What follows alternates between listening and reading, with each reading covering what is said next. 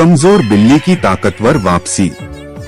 एक कमजोर बिल्ली थी जिसकी हड्डियां भी दिखती थी। इंसान उसका बहुत मजाक उड़ाते थे और परेशान होकर बिल्ली एक ग्राउंड पर बैठी होती तब उसको एक जिम ट्रेनर मिलता है और कमजोर बिल्ली जिम ज्वाइन कर लेती है और जिम करने लगती है। जिम ट्रेनर उससे खूब मेहनत कराता है और हल्के हल्के उसका शरीर ठीक होने लगता है और फिर वो खुश होने लगती है और फिर वो बॉक्सिंग करने लगती है।